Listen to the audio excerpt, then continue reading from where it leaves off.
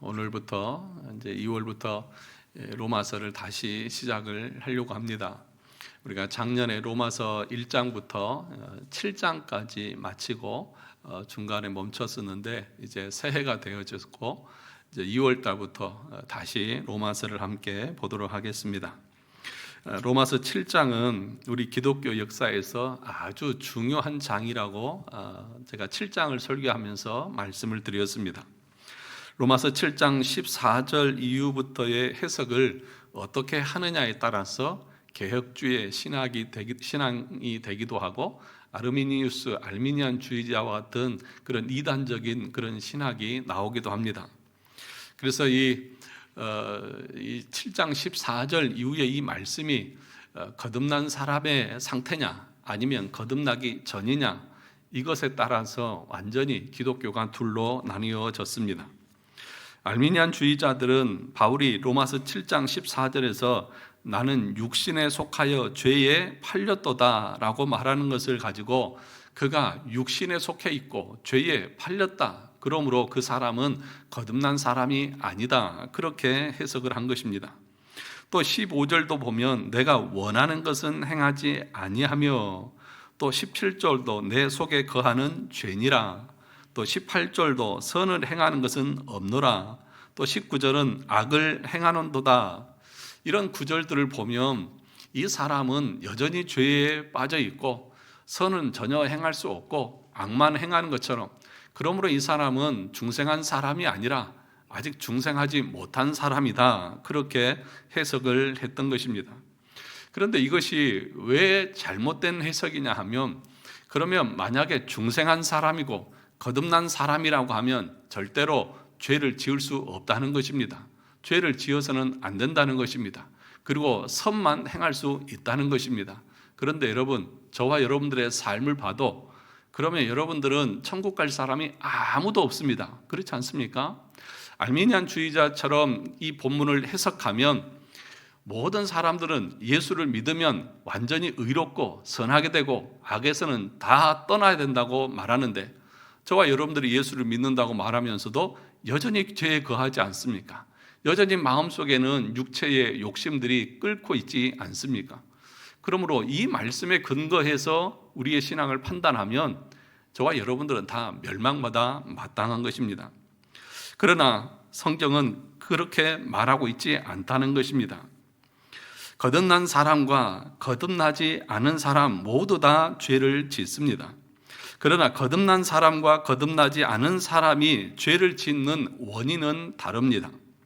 거듭나지 않은 사람은 마귀의 권세 아래 있으면서 자발적으로 즐거움으로 죄를 짓습니다.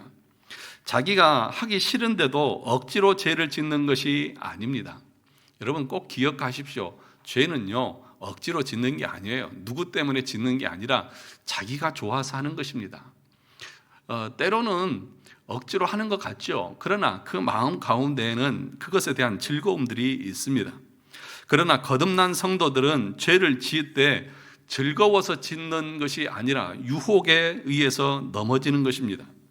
그래서 죄를 짓고 나서 그들은 괴로워합니다. 하나님이 가장 싫어하시는 죄를 지은 것에 대해서 부끄러워하고 그런 자신의 모습에 대해서 증오하기까지 하고 혐오하기까지 자책하는 것입니다. 그가 죄를 멀리하는 이유는 하나님의 심판이 두려워서가 아닙니다. 나를 사랑하사 나를 위해서 자기 자신을 버리신 그리스도를 실망시키고 그분의 마음을 아프게 하기 때문에 죄를 멀리하는 것입니다. 예를 들면 우리 자녀들이 왜 못된 짓을 안 하려고, 왜 바른 길을 가려고 합니까? 자기가 잘못하면 엄마 아빠가 몽둥이로 자기를 두드러 패니까 그게 무서워서 나쁜 짓을 안 하나요? 정말 정신이 바로 된 자식이라고 하면 지금까지 우리 부모가 얼마나 고생해서 나를 여기까지 키워왔는데 내가 이렇게 살면 되겠니? 내가 이렇게 살면 사람이 아니지, 그러면서 올바른 길을 가려고 하지 않겠습니까? 만약에 다 큰 어른이 되어가지고도, 청년이 되어가지고도 나 이러면 또 우리 엄마 아빠한테 매 맞을 건데, 이게 두려워서 죄를 안 짓는다고 하면 아직도 그 아이는 그 부모를 모르는 것이죠. 그러니까 그럴 때마다 우리는 우리 안에 두 가지의 법이 함께 공존하면서 싸운다고 말합니다. 바울은 자신 안에 성령의 법과 죄의 법이 싸우고 있다고 말합니다. 거듭난 사람에게만 성령님께서 함께 하십니다. 거듭나지 않은 사람은 자기의 본성대로 삽니다. 그러나 거듭난 사람들에게는 자기의 본성뿐만 아니라 성령이 내주하시기 때문에 이 육체의 본성과 성령이 함께 그 안에서 영적인 전쟁을 치르고 있는 것입니다. 그럴 때 우리는 두 가지 법이 내 안에서 싸우고 갈등을 일으켜 계속해서 죄와의 싸움이 일어나는 것입니다. 이것이 언제까지 일어나는 것입니까? 영화에 이를 때까지, 우리가 주님 앞에 가는 그날까지 계속해서 우리 안에는 정말 중생한 하나님의 백성이라고 하면 죄와의 싸움이 끊이지 않고 일어나게 되어져 있습니다. 그래서 우리는 평생을 죄와 싸우면서 하나님 앞에 나올 때마다 그 죄에 지고 넘어지는 것 때문에 회개하며 나가는 것입니다. 그래서 로마서 7장 27절 그 위에를 보시면 오호라 나는 권고한 사람이로다. 이 사망의 몸에서 누가 나를 건져내랴. 이게 누구의 탄식입니까? 사도 바울의 탄식입니다. 바울처럼 하나님 앞에 의롭게 산 사람도 없을 것입니다. 그는 다메섹 도상에서 예수 그리스도를 만난 이후에 그의 삶이 완전히 변해서 평생을 주의 복음을 위해서 산 사람입니다. 그런데 그가 뭐라고 말합니까? 오호라 나는 권고한 사람이로다. 누가 이 사망의 몸에서 나를 건져내랴 그렇게 말합니다. 또 바울은 고린도전서 15장 8절에서 10절에서 자신을 이렇게 비유합니다. 맨 나중에 만삭되지 못하여 난 자 같은 내게도 보이셨는지라. 만삭되어 난 자 같은 자라고 말합니다. 또 나는 사도 중에 가장 작은 자라 그렇게 자신을 표현합니다. 내가 모든 사도보다 더 많이 수고하였으나 내가 한 것이 아니요 오직 나와 함께 하신 하나님의 은혜다. 바울은 자신을 만삭되어 난 자 같다. 또 사도들보다 더 많이 수고했지만 사도들 중에서 가장 작은 자다. 그렇게 자기를 표현합니다. 디모데전서 1장 15절에는 이렇게 말합니다. mit보다 모든 사람이 받을 만한 이 말이여 그리스도 예수께서 죄인을 구원하시려고 세상에 임하셨다 하였도다. 죄인 중에 내가 괴순이라. 죄인 중에 내가 괴순이라. 아니 바울처럼 하나님 앞에 복음을 위해서 헌신한 사람이 어디 있습니까? 사도들 중에서도 가장 많이 수고한 사람입니다. 그런데 그가 자신을 뭐라고 표현합니까? 만삭되어 난 자 같은 자. 사도들 중에 가장 작은 자. 그 마지막에는 죄인 중에 괴수라고 그렇게 말씀하고 있는 것입니다. 그러므로 로마서 7장에서 말하는 오호라 나는 공고한 사람이로다. 누가 이 사망의 몸에서 나를 건져내랴 라고 말하는 것은 거듭난 성도의 탄식이라고 하는 것을 우리가 알 수 있습니다. 반대로 얘기하면 거듭난 성도들만 이런 탄식을 하게 된다는 것입니다. 왜냐하면 거듭나지 않은 사람에게는 이런 갈등이 없습니다. 왜요? 한 가지 마음밖에 없으니까, 본성밖에 없으니까. 여러분 싸움도 상대가 있어야 하는 것 아니겠습니까? 상대가 없으면 싸움할 일이 없습니다. 이 마음 안에 자기 본성만 있으면 자기 하고 싶은 대로 하기 때문에 어떤 갈등도 없는 것입니다. 그러나 참으로 거듭난 성도들의 마음속에는 갈등이 있습니다. 왜냐하면 성령께서 내주하시고 성령께서 우리에게 말씀하시기 때문에 육체의 본성과 성령의 법이 계속해서 우리 가운데 싸우면서 갈등을 일으키는 것입니다.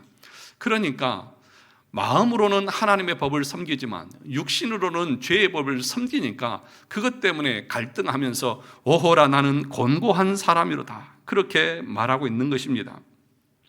25절도 보십시오. 7장 25절도 보면 우리 주 예수 그리스도로 말미암아 하나님께 감사하리로다. 그런즉 내 자신이 마음으로는 누구의 법을? 하나님의 법을, 육신으로는 죄의 법을 섬기노라. 이 두 가지 법이 내 안에서 계속 갈등하는 것입니다. 자신의 모습을 보면 탄식이 절로 나오는 것입니다. 마치 자신이 죽은 시체와 묶여있는 사망의 몸 같은 그런 절규인 것입니다. 그러나 거기서 머물지 않고 그 절규와 탄식이 그리스도로 말미암는 감사가 나오는 것입니다. 이것이 중생한 그리스도인의 성화를 향한 그 탄식인 것입니다. 그래서 여러분 가운데에 예수를 믿는데 이런 탄식이 없다고 하면 우리 자신을 돌아보아야 합니다. 성도는 하나님의 말씀 앞에서 너무나 무력한 자신의 죄성을 발견하고 탄식하지만 그 탄식이 깊어질수록 그리스도로 말미암는 구원의 은혜에 대한 감사가 더 깊게 나오는 것입니다. 이것이 거듭난 성도의 정체성인 것입니다. 예수 믿는 사람들은 죄를 안 짓습니까? 참으로 예수 믿으면 전혀 죄를 안 짓습니까? 여러분은 죄와 전혀 상관없는 삶을 사십니까? 그렇지 않습니다. 그래서 로마서 7장 14절부터의 이 해석, 알미니안주의자들의 해석이 잘못되어졌다고 말하는 것입니다. 그러면 그 탄식과 함께 하나님을 향한 감사가 나옵니다. 왜 감사가 나오는 것입니까? 자신의 행동을 보면 말씀대로 순종하지 않습니다. 말씀대로 살려고 했지만 여전히 번번이 죄에 지고 사단의 유혹에 넘어져서 마음은 원이로되 육신이 약하다 그런 핑계를 대면서 여전히 죄 가운데 거합니다. 그런데 어떻게 그런 마음 가운데에서 하나님을 향한 감사의 마음이 나올 수 있느냐고요. 이 감사가 어떤 감사입니까? 하나님, 제가 그나마 그래도 예수 믿게 해주셔서 감사합니다. 그런 감사인가요? 그렇지 않은 것입니다. 바울이 지금 여기서 감사로 넘어가고 있는 것은 뭐냐 하면, 하나님, 내 마음에 두 가지 법이 있는데 이 죄와의 싸움에서 내가 탄식하면서 내가 지은 죄에 대해서 부끄러워할 줄 알고 그것에 대해서 혐오할 줄 알고 하나님 앞에 그 죄 지은 것에 대해서 내가 내 마음에서 안타까워하면서 부끄러워하면서 혐오하기까지 하는 내 마음의 상태를 보니까 내가 정말 하나님으로부터 선택받은 구원받은 하나님의 백성이 맞군요 라고 하는 그 마음 때문에 하나님을 향해서 감사를 고백하고 있는 것입니다. 죄를 지어서 감사하고 있는 것이 아니라 그 죄 가운데 죄를 짓고 있지만 그럼에도 불구하고 내가 이 죄에서 벗어나기 위해서 이 죄를 떨어내기 위해서 다시는 이 죄를 짓지 않기 위해서 탄식하면서 하나님을 향해서 살아가려고 하는 이 마음이 있는 것을 보니까 주님 감사합니다. 왜 그럴까요? 거듭나지 않고 중생하지 않는 사람에게는 전혀 그 마음이 없거든요. 죄를 지은 것에 대해서도 탄식도 없고 주일 성수하지 않는 것에 대해서도 마음에 전혀 어려움이 없습니다. 하나님을 향해서 행하지 않는 것에 대해서 전혀 꺼리낌이 없어요. 왜 그럴까요? 하나님의 성령이 그 안에 거하지 않기 때문인 거죠. 그런데 지금 바울이 얼마나 깊이 탄식합니까? 그가 우리보다 죄가 더 많아서 이렇게 오호라 나는 공고한 사람이로다. 내가 사망의 몸, 멸망을 당할 지옥 갈 백성 같은 그런 마음이 내 안에 있다. 왜 그렇습니까? 정말 그가 지옥 갈 백성이어서 그럴까요? 아니요. 정말 하나님의 은혜를 알면 알수록 그래서 더 큰 감사가 나오는 것입니다. 하나님의 은혜를 알면 알수록 내가 더 하나님 앞에 부족함이 많고 죄가 많은 죄인인 것을 깨닫는 거예요. 그래서 탄식이 나오고 그래서 하나님을 향해서 감사가 나오는 것입니다. 그러면 오늘 본문에 보면 25절에 보면 우리 주 예수 그리스도로 말미암아 하나님께 뭐합니까? 감사하리로다. 앞에서는 24절에서는 탄식하고 그 다음에 감사하고 그 다음에 하나님을 찬양하는 것이 올바른 순서인 것 같은데 그 다음에 뭐라고 말합니까?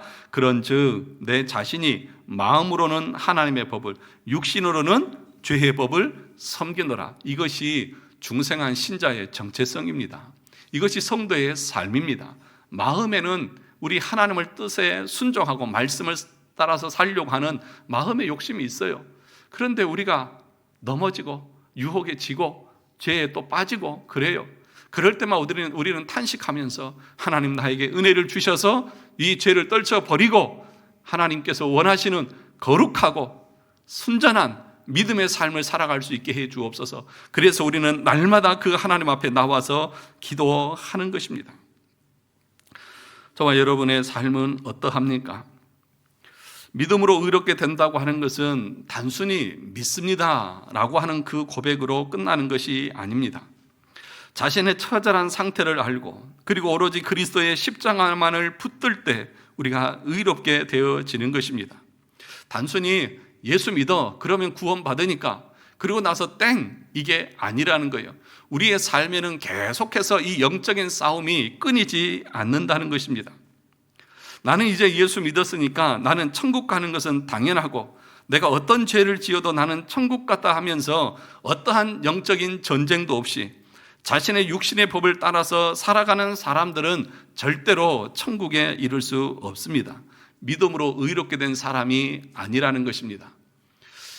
칼빈은 이 로마서를 주의하면서 그런 사람들은 허황된 자기의에 빠진 사람들이다. 은혜의 방편, 믿음으로 의롭게 되어지는 이 은혜의 방편을 헛되게 사용하는 사람들이다. 하나님을 향한 거룩한 열심도 없고 죄에서 죄를 멀리하려고 하는 그런 마음도 없으면서 예수 믿으면 구원 얻는다, 믿음으로 고백했으니까 나는 천국 간다, 그 사람들의 그런 고백들은 허황된 고백이라고 그렇게 해석을 했습니다. 허황된 믿음, 헛된 믿음, 그런 믿음 가지고는 절대로 하나님 앞에 나갈 수 없다는 것입니다. 웨스트민스터 신앙고백서 6장에 보면 인간의 타락과 죄와 벌이라고 하는 항목 5항에서 이렇게 말합니다. 이 본성의 부패는 이 세상에 사는 동안 중생한 자들에게도 남아있다. 이 본성, 이 원죄의 아담의 타락의 그 원죄의 그 부패의 잔재, 그러니까 그 죄에 대한 그 형벌은 예수 그리스도께서 대속해서 우리가 받지 않지만 우리의 본성 가운데는 그 원죄에 대한 부패의 잔재가 여전히 남아있다는 것입니다. 누구에게도요? 중생한 사람에게도, 믿는 사람들에게도 이 부패의 잔재가 남아 있습니다. 이렇게 말합니다. 비록 부패함이 그리스도를 통해 용서되고 죽었으나 부패 자체와 그 부패에서 나오는 모든 행동들은 참으로 그리고 정확히 죄다. 거듭난 성도들이 하나님 앞에서 행하는 그 모든 것도 성경은 뭐라고 정의를 하냐면 죄다. 어떻게 해요? 정확하게 죄다. 그러므로 우리가 예수 믿은 이후에도 하나님을 향해서 행한 그 어떤 것도 하나님 앞에 의라고 주장할 수가 없습니다. 왜 그러냐 하면 우리가 행하는 그 모든 선 안에는 온전하고 조금 더 흠이 없는 그 온전한 선일 수가 없습니다. 왜요? 우리 안에 부패의 잔재가 남아있기 때문에 누군가에게 선을 행할 때에도 그 마음 가운데는 무엇이 포함되어 있냐 하면 자기의가 포함되어 있습니다. 어떤 의일까요? 내가 이런 사람이다 라고 하는 것을 드러내고 싶고 사람들에게 인정받고 싶은 그 의가 다 있습니다. 저라고 없을 것 같으세요? 다 있어요. 여러분 없을 것 같으세요? 다 있으세요. 하나님을 향해서 여러분들이 정말 점도 없고 흠도 없이 하나님 앞에 드릴 수 있는 것이 아무것도 없습니다. 그런데 하나님은 온전히 거룩하신 분이십니다. 조금이라도 흠이 있으면 그건 하나님이 받지 않으십니다. 그러므로 저와 여러분들이 행하는 그 모든 것은 정확하니 죄라고 성경이 가르치는 것입니다. 이렇게 자세히 가르쳐 주시니까 졸립죠? 뒤에 난방기를 다 꺼주세요. 졸리신 분이 있는 것 같으니까. 여러분에게 이렇게 신앙적인 교리적인 가르침들을 이렇게 세세하게 가르쳐 주는 사람이 없다니까요. 잘 들으시기 바랍니다. 제9장 자유의지에 보면 이렇게 말합니다. 사항에 하나님께서는 죄인을 회개시키시고 그를 은혜의 상태로 옮기실 때에 하나님은 그를 죄 아래 있던 본성의 멍에에서 해방시키시고, 그렇죠, 본성의 멍에에서 해방시켜 주십니다. 그 사단의 권세에서 해방시켜 주셨습니다. 오직 그의 은혜로 말미암아 그가 영적 선을 자유롭게 원하고 행할 수 있게 하신다. 그러므로 거듭난 성도들은 하나님을 기쁘시게 하시는 그 선한 행위들을 어떻게 행하는 것입니까? 자유롭게 자기가 원해서 그렇게 하게 되어져 있다는 거예요. 그러므로 우리가 중생했다고 하면서 믿음으로 구원을 얻었다고 하면서 하나님을 향한 그 마음이, 자원하는 마음이, 기쁨으로 하려고 하는 그 마음이 없다고 하면 어떻게 내가 참된 믿음을 가진 자라고 할 수 있느냐는 것입니다. 그러나 그의 남아있는 부패성 때문에 그는 완전하게 선을 원하지 못할 뿐만 아니라 도리어 악을 원하기도 한다. 오늘 본문의 말씀 바울이 말하고 있는 것처럼 내가 마음으로는 하나님의 법을 섬기지만 육신으로는 죄의 법을 섬기는 것처럼 우리가 중생했음에도 불구하고 부패의 잔재가 남아 있어서 마음으로는 그렇게 하지만 우리의 행위 가운데는 여전히 죄에 빠지는 그런 경향이 있다는 것입니다. 13장 성화 2항에도 보면 이 성화는 전 인격적으로 이루어지나 이 세상에 있는 동안에는 아직 불완전하다. 우리의 그 선행은 불완전한 것입니다. 사람의 모든 부분에 부패의 잔재들이 여전히 남아있어 이로부터 계속적이고 화해할 수 없는 싸움이 일어나므로 뭐가 일어나요? 싸움이 일어나는, 화해할 수 없는 싸움이 일어나요. 그러면 물어보겠습니다. 여러분 마음 가운데 정말 영적인 싸움이 매일 있습니까? 하나님의 말씀을 듣고 그 말씀대로 순종하고 살아가려고 하는 그 영적인 싸움이 여러분 가운데 있습니까? 주일날 설교 듣고 이 본당 문을 나가면서 다 잊어버리시죠? 제가 조사해보니까 다 그렇더라고요. 제가 조사 다 해봤어요. 여러분 머릿속에 다 들어가 보고요. 다 해봤어요. 그런데 여기서는 그렇구나, 그렇게 살아야지 그러지만 이 본당 문을 나서고 교회 문을 나섬과 함께 설교 제목도 몰라요. 그 다음날 잃어보면 이번 주 설교 제목이 뭐고 본문이 어디예요? 기억이 안 나는데요. 제목도 기억이 안 나는데 내용이 기억이 날까요? 전혀 기억이 안 납니다. 화해할 수 없는 싸움이 일어나므로 육신은 성령을 거스르고 성령은 육신을 거스리는, 그래서 하나님 앞에 나올 때마다 하나님 이번 주도 내가 말씀대로 살려고 했지만 또 실패하고 또 넘어지고 내 육신을 쫓아서 살아갔습니다. 하나님 용서해 주십시오 라고 우리는 회개할 수밖에 없습니다. 성화 3항에 보면 이렇게 말합니다. 이 싸움에 있어서 비록 남아있는 부패가 잠시 동안 매우 우세할 수 있으나, 처음 신앙생활 시작할 때는 번번이 져요. 처음에는 세상이 우세하고 마귀가 우세하고 내 육신의 소욕이 우세해요. 그런데 성확해 하시는 그리스도의 영께서 끊임없이 힘을 공급해 주심으로 중생한 편이 이긴다. 누가 이겨요? 중생한 사람이, 믿음으로 의롭게 된 사람이 결국에는 그 죄와 싸움에서 이기게 되어진다는 것입니다. 그리하여 성도들은 은혜 안에서 자라면서 하나님을 경외함으로 거룩함을 완성해 나간다. 거룩함을 완성한다가 아니라 그 거룩함의 완성을 향하여 나간다. 매일매일 거룩함을 향해서, 성화를 향해서 나가는 것입니다. 그 성화가 무엇입니까? 내 안에 육신의 법, 육체의 법을 죽이는 것이고 성령의 법을 따라서 살아가는 것이 성화의 삶이라고 가르치는 것입니다. 성화가 뭐예요? 밖에 나가서 남을 도와주고 선한 일하고 착한 일하고 기부하고, 물론 그것도 선한 일이죠. 그런데 그것이 성화입니까? 아니요. 성경에서 가르치는 성화는 내 안에 육신의 법, 지금 바울이 말하고 있는 것처럼 25절에서 하나님의 법을, 육신으로는 죄의 법을, 이 육신의 죄의 법을 계속해서 말씀을 통해서 죽여가고 성령의 법을 따라서 말씀에 순종하고 나가는 그 삶이 성화라고 말하잖아요. 그러면 말씀을 듣고 그냥 잊어버리면 우리의 삶이 거룩한 삶으로 나갈 수 있겠느냐 하는 거죠. 왜 우리의 삶이 그렇게 거룩하지 못하고 세상 가운데서 자기 육신을 쫓아서 살아갑니까? 말씀을 바로 전하지 않아서이기도 하지만 말씀을 듣는 사람들이 그 말씀을 듣고 순종하려고 하는 이 영적인 싸움을 정말 피 터지게 싸우지 않는 성도에게 책임이 있다는 사실들을 여러분 기억하셔야 합니다. 설교가 은혜가 안 되는 이유는 저에게 있을 수 있겠죠. 그렇죠? 그렇죠? 차마 그렇게는 말씀 못 하시네요. 그런데 여러분, 이 말씀이 아무리 올바로 전해져도 여러분의 그 마음이 그 말씀을 기쁨으로 받지 않고 그 말씀을 순종함으로 나가지 않으면 아무런 역사가 없는 거죠. 그러므로 여러분 예배 모범에 보면 단순히 말씀을 전하는 자들에 대해서만 예배 모범이 가르치는 것이 아니라 말씀을 듣는 성도들도 어떻게 말씀을 받아야 되는지를 말합니다. 사람의 말로 듣지 않고 하나님의 말씀으로 들어야 되고 그 말씀을 기쁨으로 순종하기 위해서 기쁨으로 들어야 한다고 그렇게 가르칩니다.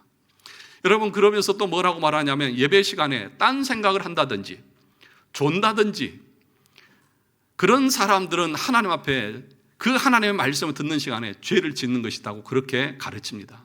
여러분, 제가 왜 설교 시간에 여러분이 좋을 때 그렇게 얘기를 하냐? 어떤 사람은 그러더라고. 저한테 목사님 좀 설교 시간에 그런 얘기 안 하면 안 돼요? 저도 집에서 제 아내가 맨날 그런 소리, 여보 당신 왜 꼭 설교 시간에 그런 얘기를 하지 마. 유튜브로 듣는 분도 그런 경우가 있어요. 그 왜 그러냐? 죄를 짓고 있는데 그 죄를 짓는 그 순간에 그런 목사가 그냥 둬요? 그래서 제가 말씀을 드리는 거예요. 제가 보기 싫어서가 아니라 예배 보면 말씀을 듣는 성도들의 태도나 자세는 그게 아니라고 하는 것을 분명하게 가르치기 때문에 여러분들에게 말씀을 드리는 거예요. 그래서 설교 시간에 조심은 안 돼요. 딴 생각하면 안 돼요. 이 말씀의 흐름을 여러분들이 이해하려고 열심히 집중해서 들으셔야 한다는 겁니다. 거듭난 성도가 이런 상태에 있다는 것입니다. 하나님의 말씀과 성령의 법과 육신의 법이 함께 공존해서 매일 우리는 싸움을 싸우는 사람들이다. 싸움이 없다고 하면, 그런 갈등이 없다고 하면, 그 나의 삶에 대해서 나의 그 죄에 대한 비참함에 대한 통탄이 없다고 하면 그 사람은 본성으로만 살아가는 사람이지 성령이 내주하고 있는 사람이 아니라는 것입니다. 처음에는 그럴 수 있습니다. 그러나 우리의 신앙생활이 20년, 30년 그렇게 평생을 살아왔는데도 여전히 그 말씀의 영향력에서 벗어나서 내가 하고 싶은 대로, 내가 말하고 싶은 대로, 내 고집대로, 내 생각대로 살아가고 있다고 하면 어떻게 그 사람을 중생한 사람이라고 말할 수 있습니까? 중생한 사람의 가장 큰 특징 중에 하나가 뭐냐? 그 사람은 겸손합니다. 왜냐하면 다음에 나오지만 믿음으로 의롭게 되어졌기 때문에 그렇습니다. 내가 하나님 앞에 결코 정죄함을 받지 않는 이유는 내가 뭔가 잘해서 의로워서 공로가 있어서가 아니라 그리스도의 의로 말미암아서 내가 그 죄에서 건짐을 받았기에 나는 그 누구에게도 자랑할 것이 없고 나는 그 누구에게도 나의 의를 드러내고 고집하고 내가 드러낼 수 있는 것이 아무것도 없기 때문에 모든 사람 앞에서, 하나님 앞에서 뿐만 아니라 모든 사람 앞에서 겸손한 것이 중생한 사람의 특징인 거예요. 그런데 목이 곧은 백성처럼 뻣뻣하게 여전히 자기 뜻대로 자기 고집대로 살아가고 있다고 하면 어떻게 우리가 그 사람이 참으로 믿음으로 의롭게 된 칭이 된 사람이라고 말할 수 있느냐는 것입니다. 사랑하는 성도 여러분, 나의 힘이 아니라 하나님의 은혜로 우리는 구원을 받았습니다. 그러므로 나는 예수 믿어서 죄를 짓지 않고 갈등도 없고 나는 평안하다고 생각하면서 사는 것은 이런 내용들을 근거해서 판단할 때 그 사람의 상태는 구원의 상태가 아닐 수도 있습니다. 여러분의 신앙생활에 대해서 여러분은 어떤 마음을 가지고 있습니까? 여러분의 신앙생활이 만족스러우십니까? 평안하십니까? 아무 근심 걱정 없고 나는 이 상태, 이 모습 너무 좋다. 그것이 여러분의 지금의 상태입니까? 제 아들이 고등학교 다닐 때 그러더라고요. 아빠, 나는 학교 생활도 너무 즐겁고 교회 생활도 너무 즐겁고 불만이 하나도 없대요. 그래서 참 감사하다 그렇게 얘기한 적이 있거든요.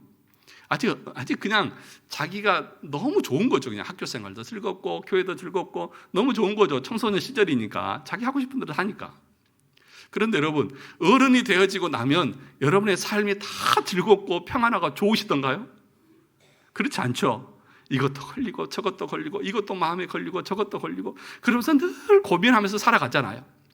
그러니까 우리 안에 정말 철이 들고 성경적으로 말하면 우리 안에 믿음이 들어오게 되어지면 그 하나님의 말씀은 이것을 요구하는데, 하나님의 말씀은 이렇게 어미롭게 우리에게 명령하는데 그 말씀에 순종하지 못하고 살아가는 내 자신을 바라보면서 가슴을 치면서 하나님, 내가 오늘 또 하나님의 말씀대로 살지 못하고 죄의 유혹에 넘어지고 하나님, 이러고 내가 사는 것이 내가 진짜 예수 믿는 사람 맞습니까? 라고 하는 탄식을 가지고 하나님 앞에 나오는 것입니다. 이런 영적인 싸움이 없다고 하면 여러분 조심하셔야 됩니다. 두려워할 줄 알아야 됩니다. 왜 그렇습니까?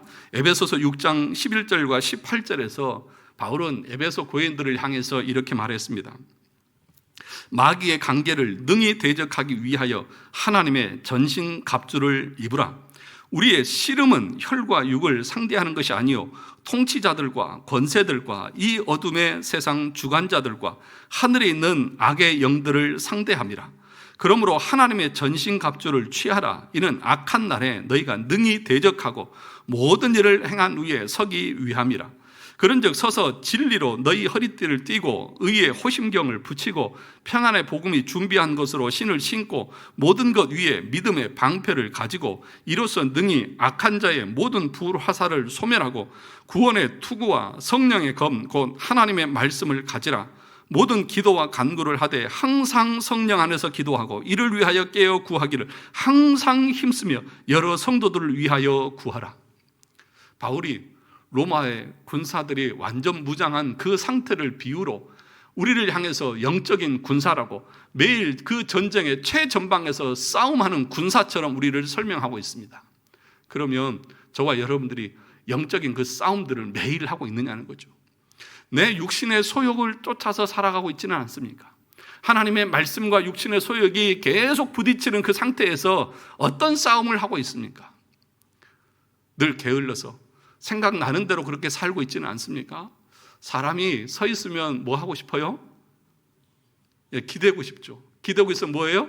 앉고 싶죠. 앉고 있으면 뭐예요? 눕고 싶어요. 그게 사람의 본성이에요. 그러니까 우리의 본성은 계속해서 하나님의 말씀을 멀어지게 하는 것이 우리의 본성입니다. 그것과 싸워서 하나님 뭐라고 말합니까? 전신갑주를 입으라. 전신갑주를 취하라. 믿음의 방패를 가져라. 성령의 검을 가져라. 왜냐하면 너희들이 지금 영적인 싸움을 하고 있기 때문이다. 그런데 그 싸움에 있다는 사실도 잊어버린 채 그렇게 말씀도 잊지 않고 기도의 생활도 하지 않고 내 마음의 밭도 관리하지 않고 내 마음대로 살아가고 있다고 하면 그것이 어떻게 참된 믿음을 가진 사람이라고 말할 수 있느냐는 거죠. 그래서 이 말씀을 하고 나서 오늘 본문의 말씀 로마서 8장 1절 2절을 보시죠. 그러므로 이제 그리스도 예수 안에 있는 자에게는 결코 정죄함이 없다. 여러분, 그러니까 이 선언은 아주 성경에서 말하는 위대한 선언이죠. 그러므로 이제 그리스도 예수 안에 있는 자에게는 결코 정죄함이 없다. 절대로 우리는 하나님의 심판대 앞에서 죄인이라고 하나님의 심판을 받아서 멸망받지 않을 것이다. 아멘을 하는 사람이 없어요. 아멘. 이것처럼 감사한 선언이 어디 있습니까? 그리스도 예수 안에 있는 자에게는 결코 정죄함이 없다. 우리는 죄에서 해방되어져서 그 하나님의 진노에서 해방되어져서 하나님의 은혜 안에서 그 하나님의 그 심판 안에서 우리는 당당하게 설 수 있게 될 것이라고 말합니다. 그런데 여기서 우리가 알아야 될 것이 뭐냐? 본문을 다시 보시죠. 8장 1절. 그러므로 이제예요. 그러므로 이제라고 하는 그 말의 의미가 뭐냐 하면 지금 바울이 말하고 있는 이 상태까지 오기까지 결코 정죄함이 없다는 이 선언을 내가 내 것으로 취하기까지 어떤 과정을 거쳐야 되느냐? 1장에서부터 7장까지 그 모든 과정들을 우리가 이해하고 알고 믿고 그 과정 가운데 있는 사람들만이 그것을 가리켜서 그리스도 예수 안에 있는 자라고 말하고 그런 사람들이 결코 정죄함을 받지 않는다. 그러면 1장부터 7장까지 우리가 하나님 말씀 들었던 것을 한번 상기해 보세요. 1장에서는 뭘 얘기했어요? 이방인의 죄에 대해서 얘기했죠.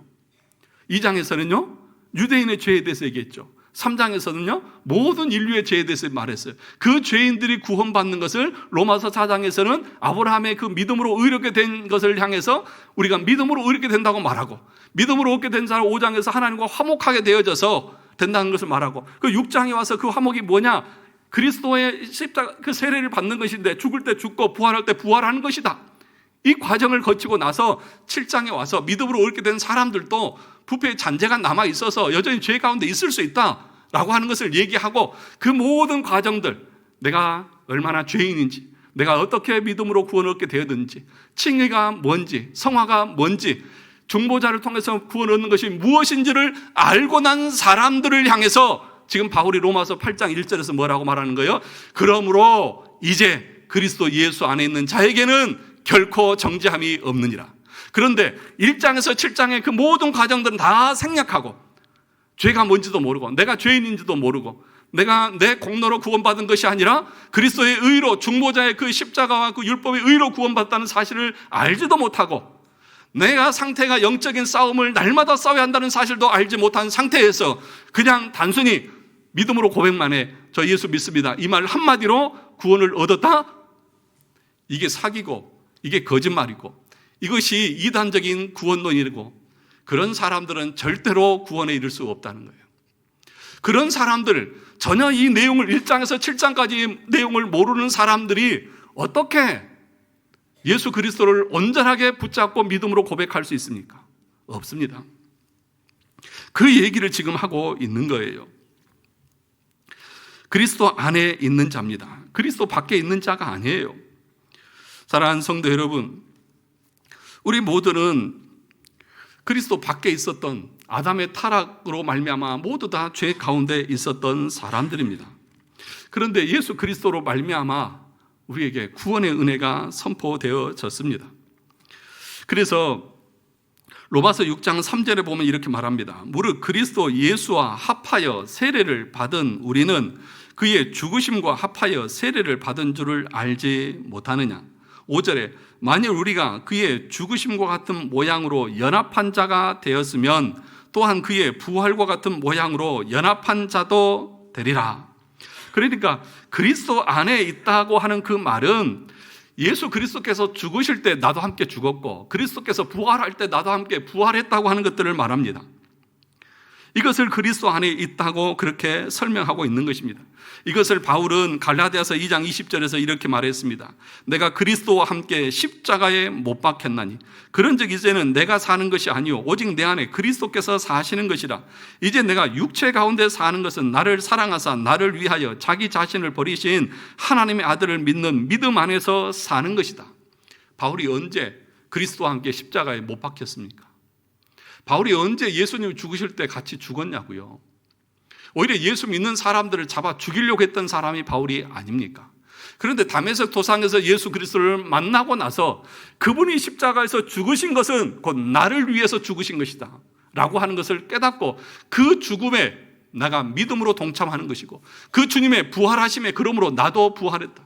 그래서 내가 이제 믿음으로 산다고 하는 것은 나를 사랑해서 자신을 주신 그 주님을 위해서 사는 것이 믿음으로 사는 것이라고 말하는 것입니다.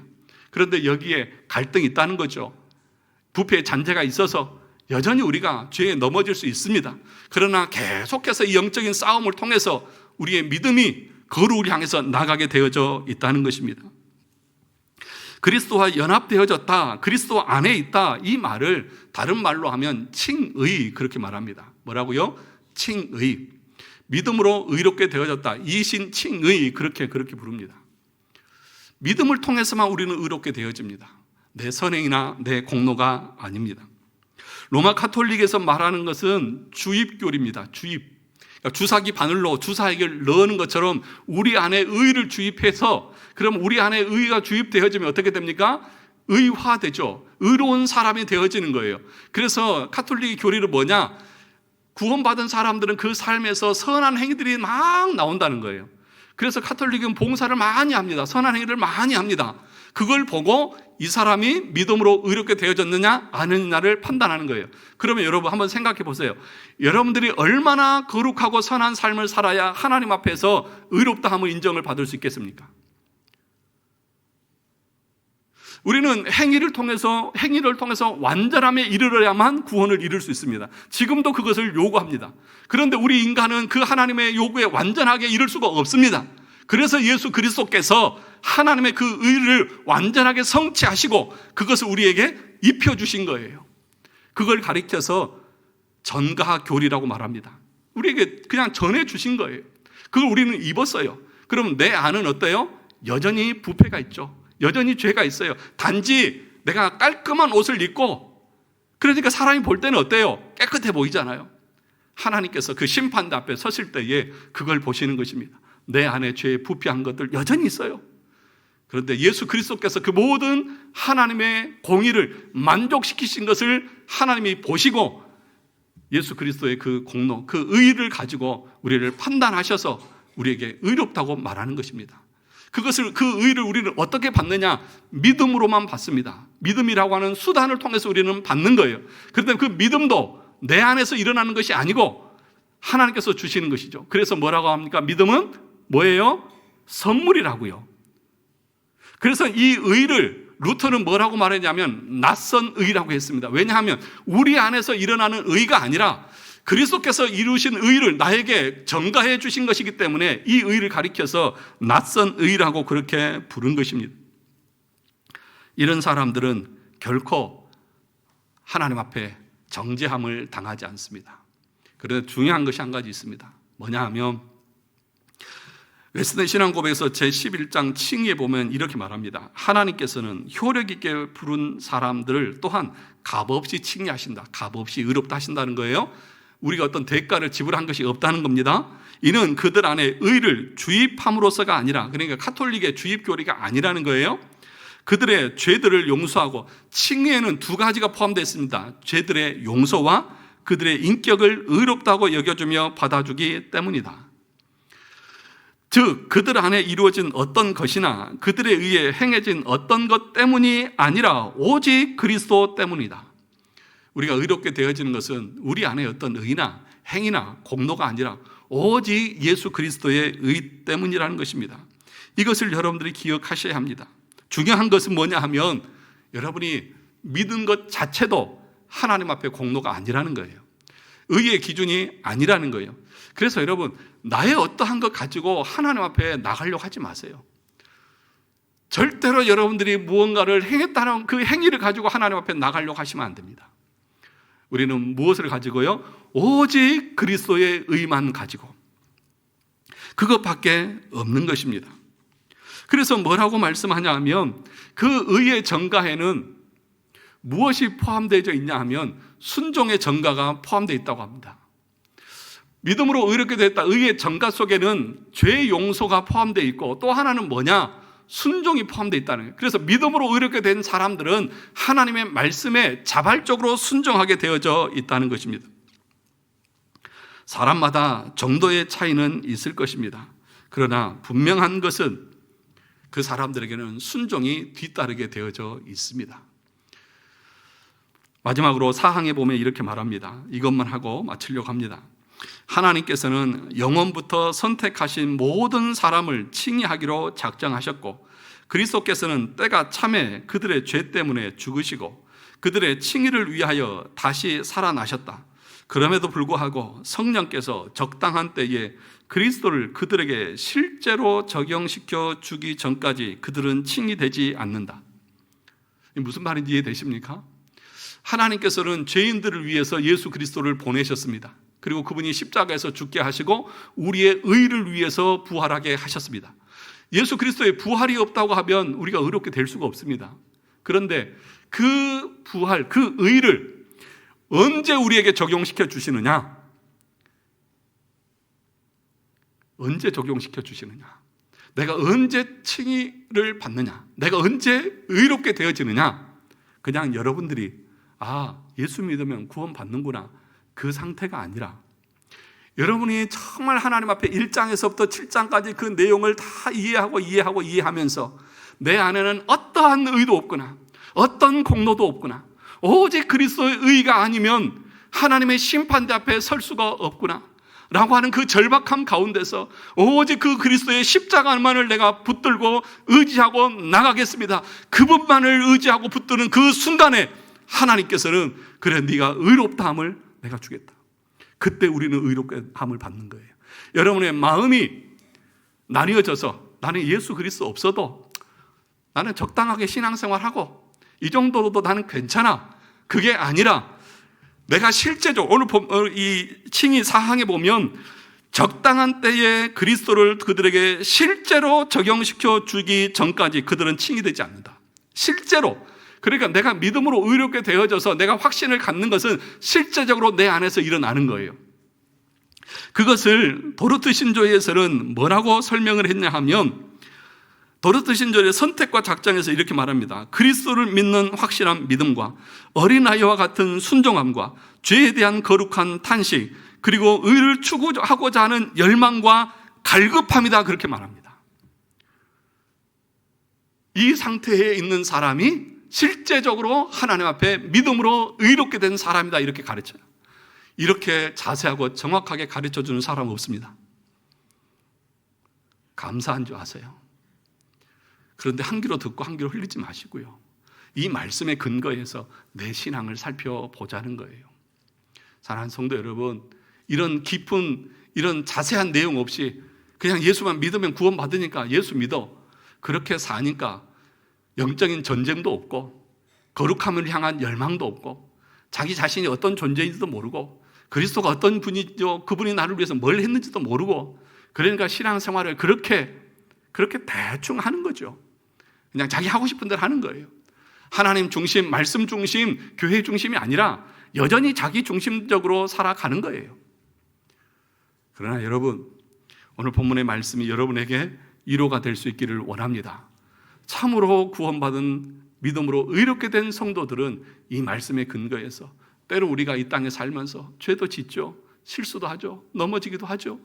그렇다고 해서 우리의 칭의가 절대로 취소되지 않습니다. 이 말은 절대 취소되지 않는다, 이 말은 반드시 1장과 7장의 모든 과정을 거친 깨달은 그 사람들을 향해서 하고 있는 말이에요. 이걸 전혀 모르는 사람들이 단순히 그냥 예수 믿으면 구원받습니다, 그리고 당신은 무슨 죄를 지어도 천국 갑니다, 이 얘기가 아니에요. 정말 열심으로 믿음으로 살아가는 그 사람들의 삶 가운데서 때로 나도 실수하죠, 범죄하죠. 그러나 여러분의 칭의가 취소되지 않고 여러분이 정죄당하지 않고 여전히 하나님 앞에 설 수 있는 믿음의 사람들이라는 것을 믿으시기를 주님의 이름으로 축원합니다. 이것이 우리에게 진정한 위로고 소망이에요. 만약에 우리 주님께서 내 행위나 의를 가지고 하나님의 심판대 앞에서 나를 심판한다고 했으면 우리는 100이면 100 전부 다 하나님의 그 의로우심 앞에서 정죄당하고 말았을 것입니다. 그러나 그리스도의 의를 나에게 주셔서 그 의 때문에 그 의는 취소되지 않기에 내가 이 땅에서 살다가 때로는 연약하고 넘어지고 실수해도 하나님 우리를 다 받아주십니다. 누구 때문에요? 그리스도 때문에, 그 의 때문에. 이걸 우리는 믿음으로 나가는 것입니다. 사랑하는 성도 여러분, 여러분들에게 이런 믿음이 분명하게 자리 잡고 신실한 믿음 가운데 나아갈 수 있기를 주님의 이름으로 축원합니다.